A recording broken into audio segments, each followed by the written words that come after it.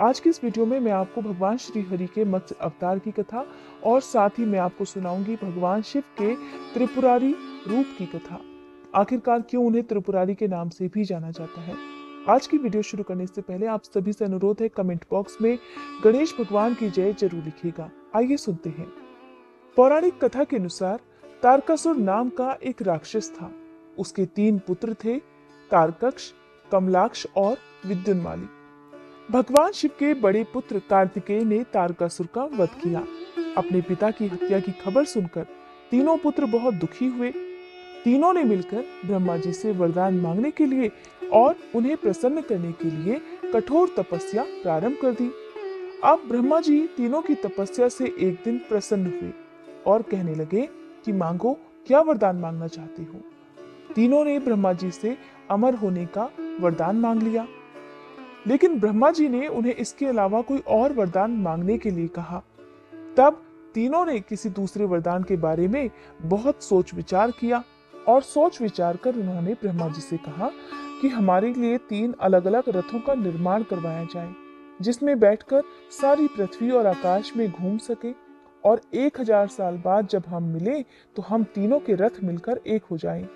और जो भी देवता तीनों रथों को एक ही बाण से नष्ट करने की क्षमता रखता हो, वही हमारी मृत्यु का कारण बने। ब्रह्मा जी ने उन्हें ये वरदान दे दिया। अब तीनों वरदान पाकर बहुत खुश हुए। ब्रह्मा जी के कहने पर मय दानव ने उनके लिए 3 रथों का निर्माण कर दिया। तारकक्ष के लिए सोने का, कमलाक्ष के लिए चांदी का और विद्युन्माली के लिए लोहे का रथ बनवाया गया। तीनों ने मिलकर इन तीनों रथों पर बैठकर तीनों लोकों पर अधिकार भी जमा लिया। इंद्र देवता इन तीनों राक्षसों से बड़े भयभीत हुए और भगवान शिव की शरण में चले गए। अपनी व्यथा भगवान शिव को सुनाई। देवराज इंद्र की बात सुनकर भगवान शिव ने इन तीनों दानवों का नाश करने के लिए एक दिव्य रथ का निर्माण किया। इस दिव्य रथ की हर एक चीज देवताओं से बनी। चंद्रमा और सूर्य से रथ के पहिए बने। इंद्र, वरुण, यम और कुबेर रथ के 4 घोड़े बने। हिमालय धनुष बने और शेषनाग बने प्रत्यंचा। भगवान शिव खुद बाण बन गए और बाण की नोक बने अग्निदेव। इस प्रकार दिव्य रथ पर सवार हुए खुद भगवान शिव। भगवानों से बने इस रथ और तीनों भाइयों के बीच भयंकर युद्ध हुआ। जैसे ही ये तीनों रथ एक सीध में आए, भगवान शिव ने बाण छोड़कर तीनों का नाश कर दिया और इसी वध के बाद भगवान शिव को त्रिपुरारी कहा जाने लगा। यह वध क्योंकि कार्तिक मास की पूर्णिमा को हुआ था, इसीलिए इस दिन को त्रिपुरी पूर्णिमा के नाम से भी जाना जाने लगा। दूसरी ओर ऐसी भी मान्यता है कि भगवान श्री हरि ने मत्स्य रूप धारण किया था कार्तिक पूर्णिमा के दिन ही। कहा जाता है कि जब पृथ्वी पर चारों ओर जल ही जल था, प्रलय मची हुई थी, उस समय भगवान श्री हरि ने मत्स्य रूप धारण कर इस प्रलय से समस्त संसार की रक्षा की थी। माना जाता है कि कल्पांत के पूर्व में एक पुण्यात्मा राजा तपस्या कर रहा था। उस राजा का नाम था सत्यव्रत। सत्यव्रत पुण्यात्मा तो था ही, बड़े उदार हृदय का भी था। सुबह का समय था, सूर्योदय हो चुका था। सत्यव्रत कृतमाला नाम की नदी में स्नान कर रहा था। उसमें स्नान करने के बाद जब तर्पण करने के लिए उसने अपनी अंजुरी में जल भरा, तो अंजुरी में जल के साथ एक छोटी सी मछली भी आ गई। सत्यव्रत ने मछली को नदी के जल में छोड़ दिया। अब मछली बोलने लगी, कहने लगी, हे राजन, जल के बड़े बड़े जीव छोटे छोटे जीवों को मारकर खा जाते हैं। अवश्य कोई बड़ा जीव भी मुझे मारकर खा जाएगा। कृपया करके मेरे प्राणों की रक्षा कीजिए। उस छोटी सी मछली के प्रति सत्यव्रत के हृदय में दया उत्पन्न होती। उसने मछली को जल से भरे अपने कमंडल में डाल दिया। तभी एक आश्चर्यजनक घटना घट गई। एक ही रात में मछली का शरीर इतना बढ़ गया कि कमंडल उसके रहने के लिए छोटा पड़ने लगा।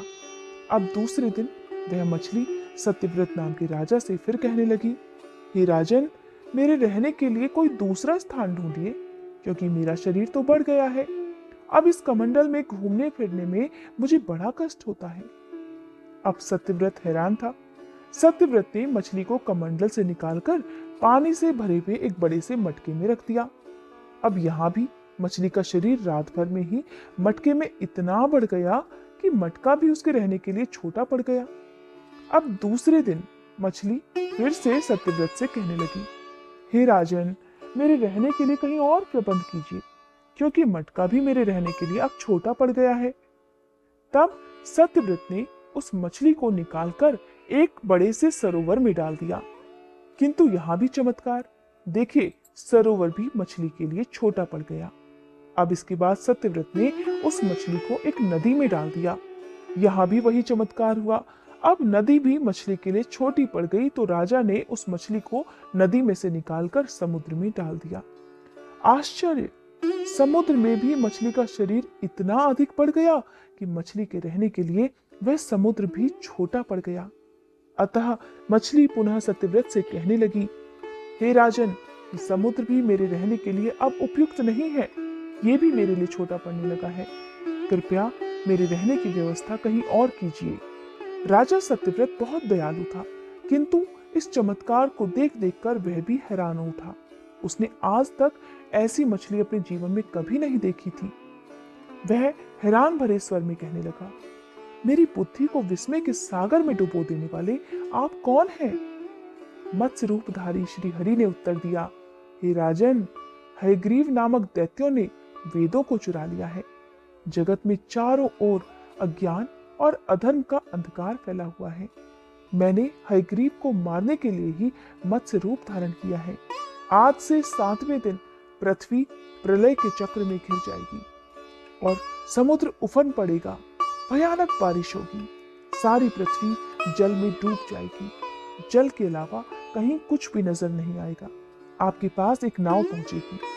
आप सभी अनाजों और औषधियों के बीजों को लेकर सप्तऋषियों के साथ एक नाव पर बैठ जाइएगा। मैं उसी समय आपको फिर से दिखाई पड़ूंगा और मैं तभी आपको आत्म तत्व का ज्ञान प्रदान करूंगा। सत्यव्रत उसी दिन से भगवान श्री हरि का स्मरण करते हुए प्रलय की प्रतीक्षा करने लगे। ठीक 7वें दिन प्रलय का दृश्य उपस्थित हो उठा। समुद्र भी उमड़कर अपनी सीमाओं से बाहर बहने लगा। भयानक बरसात होने लगी। थोड़ी ही देर में सारी पृथ्वी पर जल ही जल था। सारी पृथ्वी जल में समा गई। ठीक उसी समय पानी में एक नाव दिखाई पड़ी। सत्यव्रत सप्तऋषियों के साथ उस नाव पर सवार हो गए। उन्होंने नाव के ऊपर संपूर्ण अनाजों और औषधियों के बीज भी भर लिए। अब नाव प्रलय के सागर में तैरने लगी। प्रलय के उस सागर में नाव के अलावा कहीं कुछ भी नहीं दिखाई दे रहा था।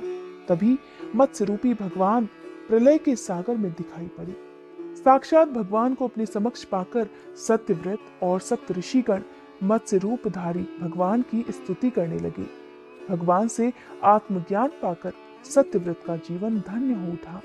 वे जीते जी ही जीवन मुक्त हो गए। उधर प्रलय का प्रकोप शांत होने पर मत्स्य रूपधारी भगवान ने हयग्रीव को मारकर उससे वेद छीन लिए। उधर भगवान ने ब्रह्मा जी को पुनः वेद दे दिए। इस प्रकार भगवान ने मत्स्य रूप धारण करके वेदों का उद्धार तो किया ही, साथ ही संसार के प्राणियों का भी अमिट कल्याण किया। ये थी कार्तिक पूर्णिमा के दिन सुनी जाने वाली पवित्र और पौराणिक कथाएं। अगर आज की ये कथाएं आपको पसंद आई हो तो वीडियो को लाइक करके चैनल को सब्सक्राइब और बेल आइकन प्रेस करना मत भूलिएगा।